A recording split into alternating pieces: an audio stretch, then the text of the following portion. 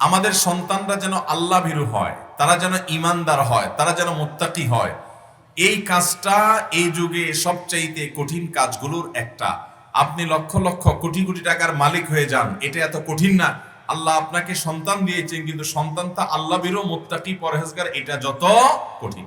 আমাদের যে সমস্ত যুবক বন্ধুরা আছেন যারা ভবিষ্যৎ বাবা হবেন, আমাদের যে সমস্ত বোনরা আছেন অবিবাহিত যারা ভবিষ্যৎ মা হবেন, আশা করেন, স্বপ্ন দেখেন, সবাইকে লক্ষ্য রাখতে হবে আমাদের সন্তানদের প্রতি আমাদের কর্তব্যের অংশ হলো যে এই সন্তানরা যেন নেককার হয়, ভালো মানুষ হয়।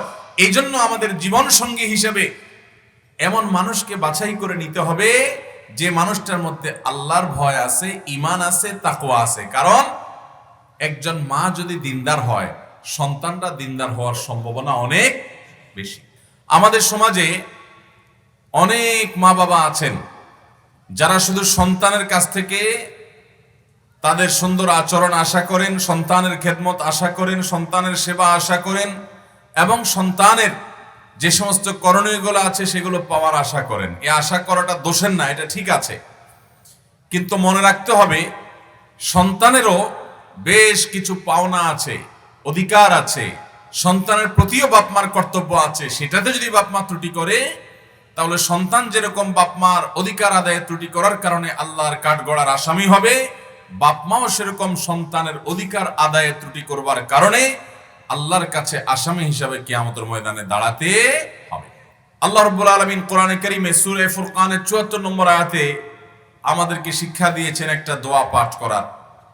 রব্বানা হাব লানা মিন আজওয়াজিনা ওয়া যুররিয়াতিনা কুররাতা আয়ুন ওয়াজআলনা লিল মুত্তাকিনা ইমামা। যার অর্থ হলো, হে আমাদের রব, আমাদের যেসব সন্তান সন্ততি আপনি দিবেন, অনাগত কিংবা দিয়েছেন, এবং আমাদের যে জীবন সঙ্গী সঙ্গিনী হবে বা আছে, তাদের সবাইকে আপনি আমাদের চক্ষু শীতলকারী মানুষ বানায় দেন। এমন মানুষ বানায় দেন যাদেরকে দেখলে আমাদের নয়ন জুড়িয়ে যাবে। সব ছেলে মেয়েকে দেখলে কি বাবা মার নয়ন জোড়ায়? সব ছেলে মেয়ের দিকে তাকালে কি বাবা মার দিল শীতল হয়ে যায়? যায় না। এই জন্য আল্লাহ তাআলা দোয়া শিক্ষা দিয়েছেন, সন্তানের জন্য দোয়া করতে হবে এইভাবে যে আল্লাহ আমার সন্তান যেন এরকম হয় যে তার দিকে তাকালেই আমার চোখ জুড়িয়ে যায়, আমার নয়ন শীতল হয়ে যায়, অন্তর ঠান্ডা হয়ে যায়, যেন সেরকম সন্তান হতে পারে।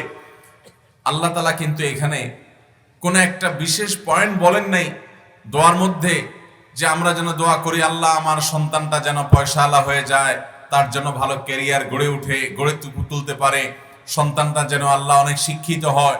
এরকম বিশেষ কোন দোয়া আল্লাহ তাআলা আমাদেরকে শিক্ষা দেন নাই। কারণ সন্তান শিক্ষিত হওয়ার পরও বাবা মার চোখ শীতল নাও করতে পারে।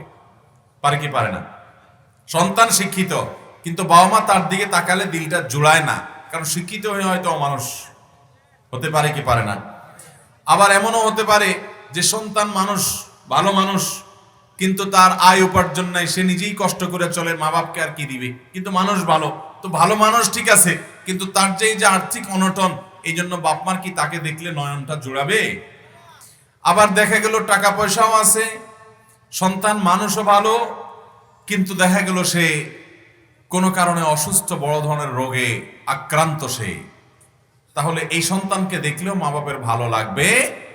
এই জন্য আল্লাহ তাআলা আমাদেরকে এমন এক দোয়া শিক্ষা দিয়েছেন। আল্লাহ নিজেই তো আমাদেরকে দান করবেন, তিনি নিজেই শিখিয়ে দিয়েছেন যে কিভাবে দোয়া করলে আমাদের লাভ হবে। এই জন্য সন্তান সন্ততি এবং পরিবারের জন্য এর চাইতে ব্যাপক, এর চাইতে জামেয়া দোয়া, সকল কল্যাণ আপনি এক শব্দে চেয়ে ফেললেন। আল্লাহ এমন সন্তান সন্ততি এবং জীবন সঙ্গী দান করেন যে সন্তান সন্ততি এবং জীবন সঙ্গীর দিকে তাকালে আমাদের চোখ শীতল হয়ে যাবে, নয়ন জুড়িয়ে যাবে। আর এই চোখ শীতলটা কখন হবে? যখন আপনার সন্তান, আপনার স্ত্রী, আপনার স্বামী যখন সব দিক থেকে শতভাগ পারফেক্ট হবে, যথাযথ হবে।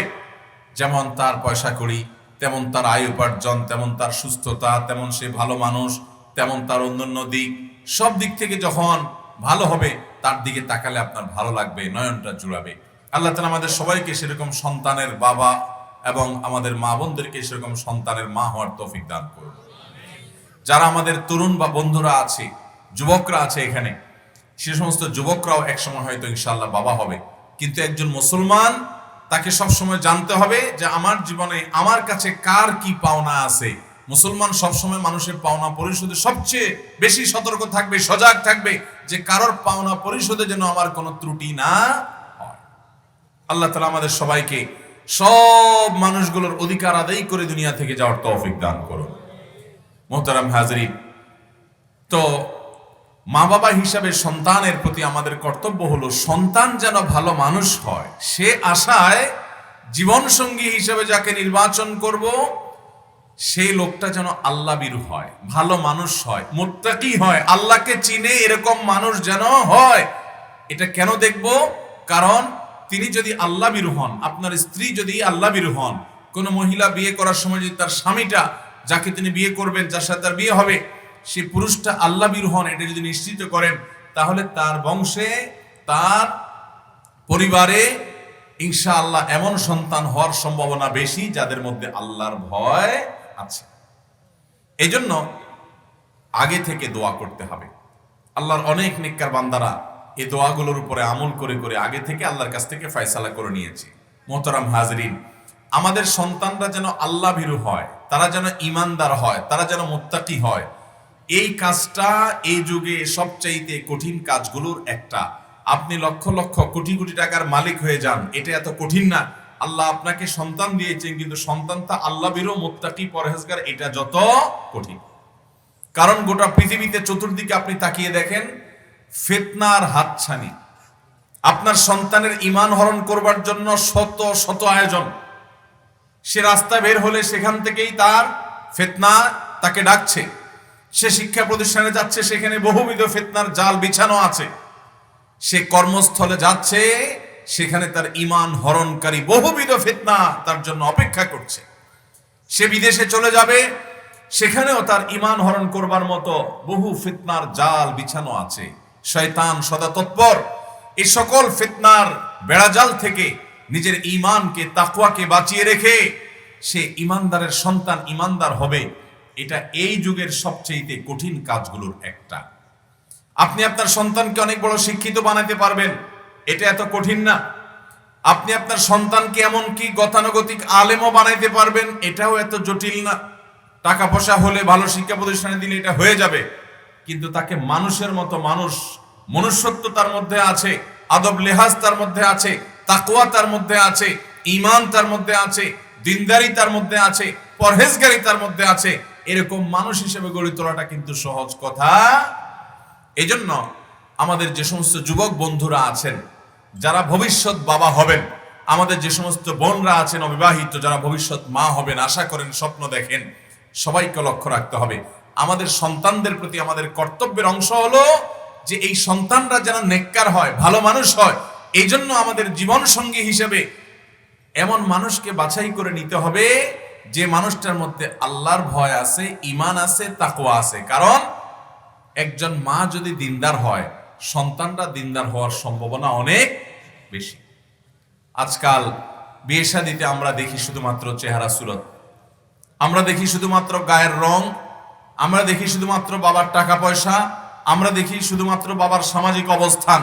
সন্তানের অধিকার নষ্ট করার কারণে আল্লাহ রাব্বুল আলামিন কিয়ামতের ময়দানে মা বাবারও বিচার করতে পারেন, বিচারের মুখোমুখি হতে পারে।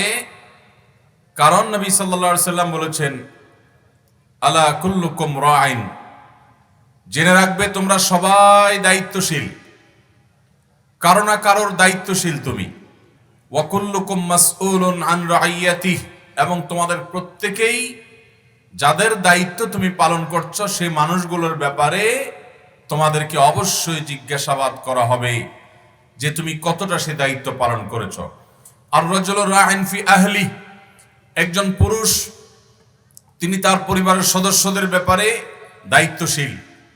মাসউলুন আন রাইয়াতিহি, তার পরিবারের সদস্যদের ব্যাপারে আল্লাহর কাছে তিনি জিজ্ঞাসিত হবেন যে তিনি তার দায়িত্ব কতটা পালন করেছেন।